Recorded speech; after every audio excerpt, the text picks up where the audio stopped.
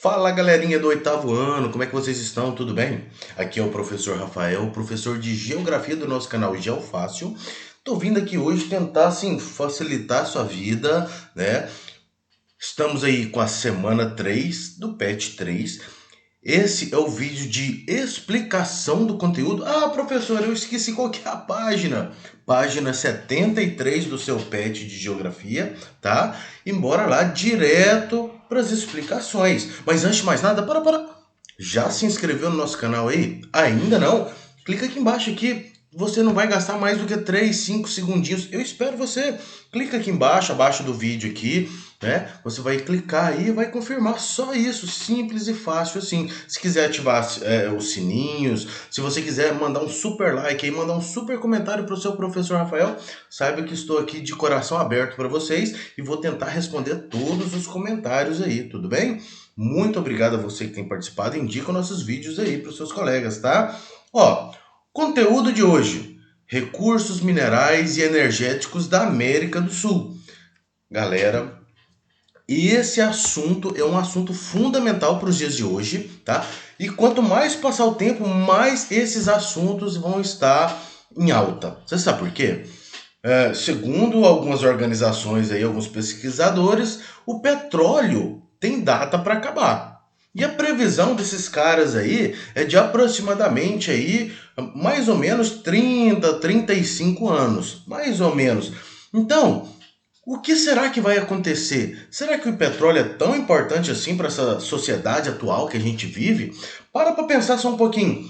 Do petróleo, nós fazemos a gasolina, que é o combustível da maioria dos carros, né? Nós fazemos o óleo diesel, que é combustível de caminhões, ônibus, navios, e o querosene, que é o combustível de aviões. Então, para aí.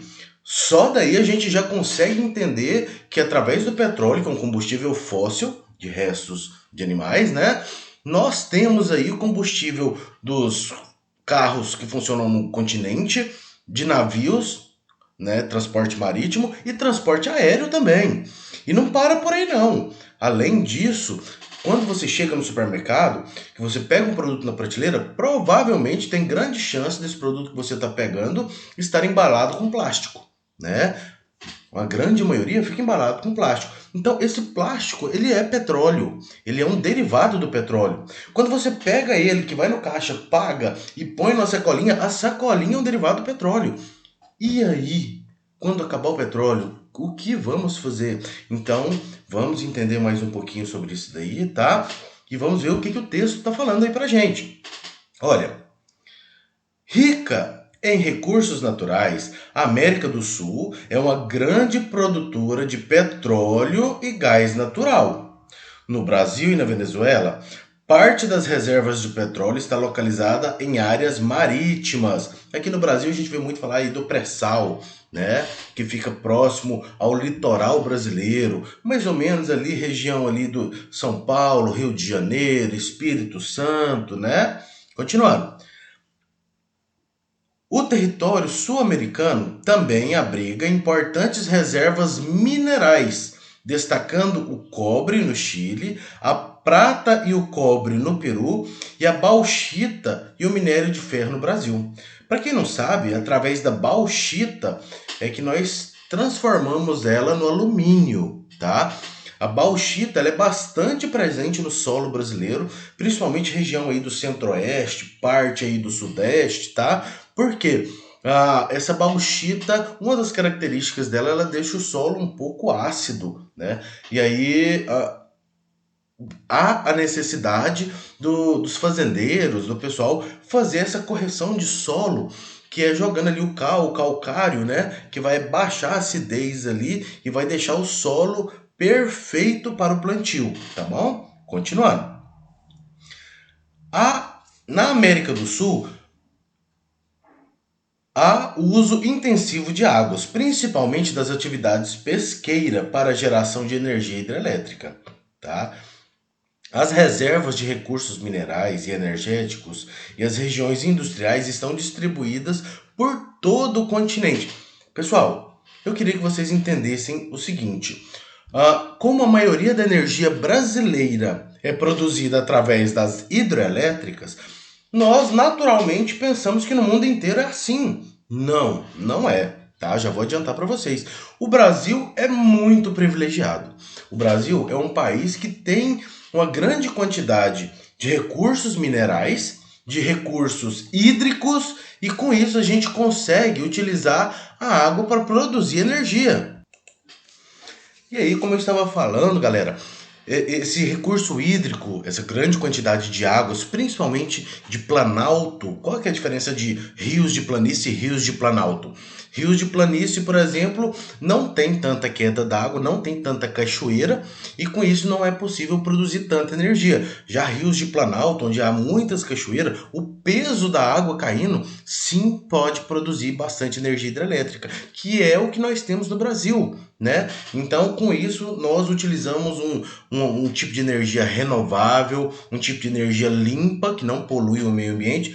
Claro, ela provoca sim alguns probleminhas na natureza, mas em comparação com as outras, ela degrada em relação pouco o meio ambiente, tudo bem? Só para vocês estarem entendendo mais ou menos como é que funciona. As reservas de recursos minerais e energéticos e as regiões industriais estão distribuídas por todo o subcontinente. Tá? Na última década, foram descobertas na América do Sul reservas estimadas de 100 bilhões de barris de petróleo, 80% delas encontradas no pré-sal brasileiro, que é justamente o que nós falamos agora mesmo. Né? Então, o pré-sal brasileiro é algo aí que tem um futuro, né, bem interessante aí, mas lembrando que o petróleo ele é finito, quer dizer, um dia ele vai acabar. Então a gente utiliza ele já sabendo que a gente precisa buscar outra fonte energética, tá?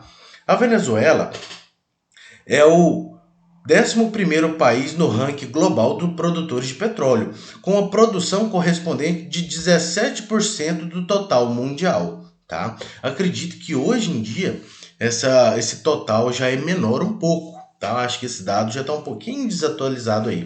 Em 2016, esse país tinha a maior reserva comprovada de petróleo do mundo.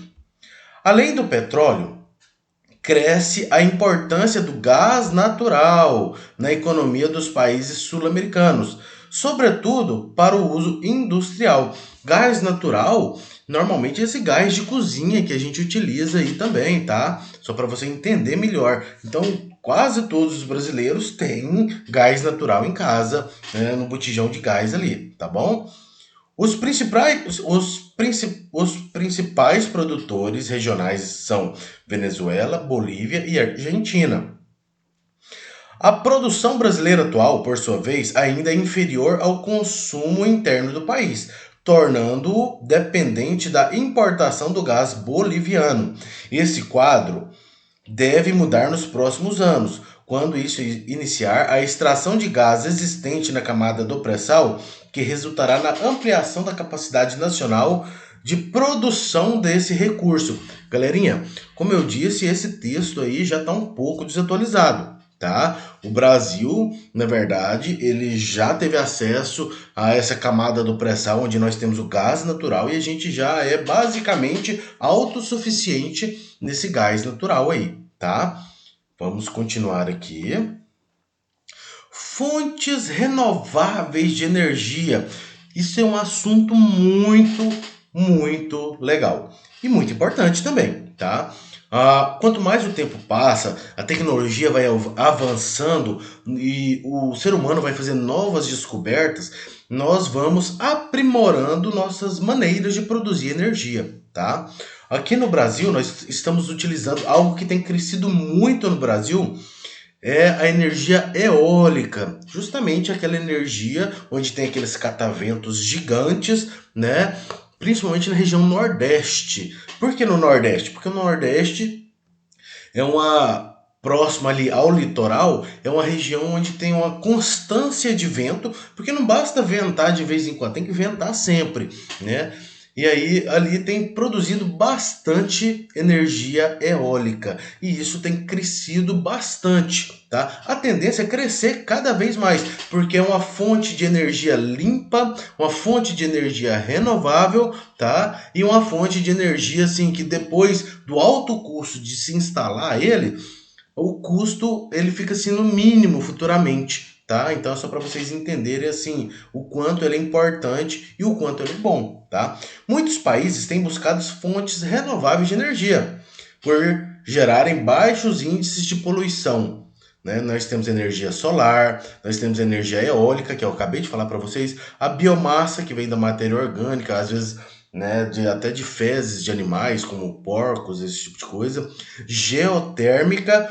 Geotérmica é aquela que utiliza uma fonte de calor, né? A queima de alguns, normalmente de combustíveis fósseis, de carvão mineral, entre outras coisas, tá?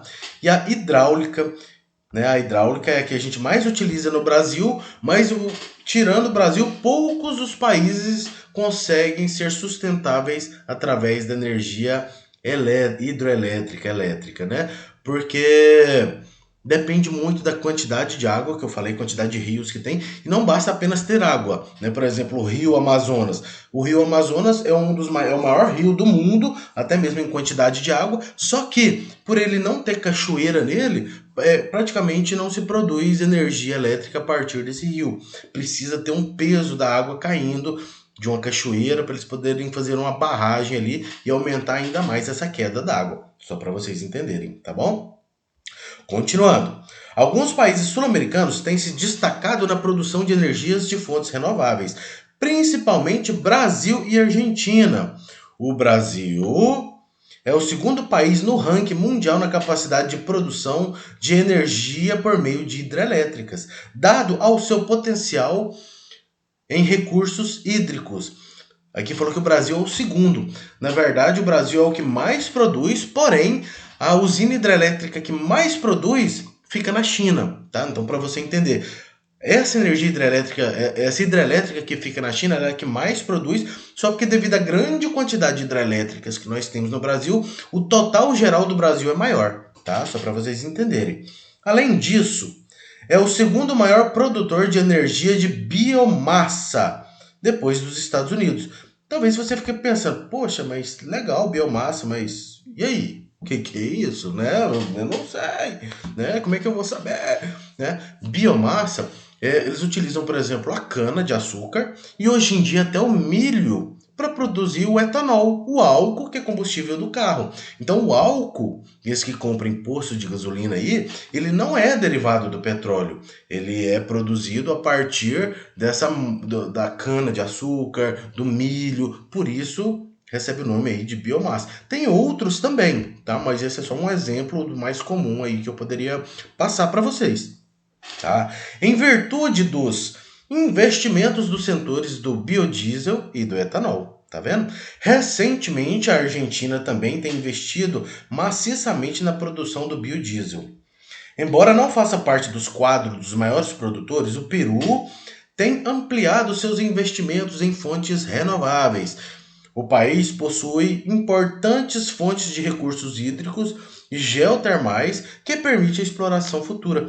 Galerinha, para a gente fechar então esse conteúdo de biomassa, de fontes energéticas que é fundamental no dia de hoje, é preciso você saber o seguinte: muito tem sido estudado, mas muita dessa tecnologia ainda é cara. Um exemplo que eu posso te dar.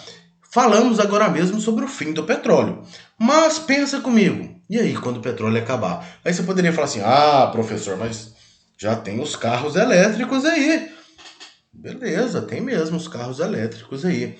Mas você já deu uma olhadinha no preço desses carros elétricos? O carro elétrico mais simples que nós temos hoje no mercado, mais simples que nós temos hoje no mercado, ele vai custar aproximadamente aí 220 mil, 250 mil, 350 mil. Enquanto outro carro 0 km, um carro popular, você consegue comprar ele zero aí por até 44, 46 mil reais. Olha a diferença, né? Então, em vez de você comprar um carro elétrico, daria para você comprar 5, 6 do outro. E o problema não é nem comprar 5, 6 do outro. Você seu pai, sua família, teria condição de comprar um carro elétrico desse aí, custando aí quase 300 mil reais? Não é acesso para todo mundo. Muita gente pode até ter condição. Eu, particularmente, não tenho, né? Mas e você teria? Então, fica a dica aí. A gente tem que estudar e cada vez descobrir mais fontes energéticas. Galera, fui! Até o próximo vídeo, hein? Não esqueça de se inscrever no nosso canal.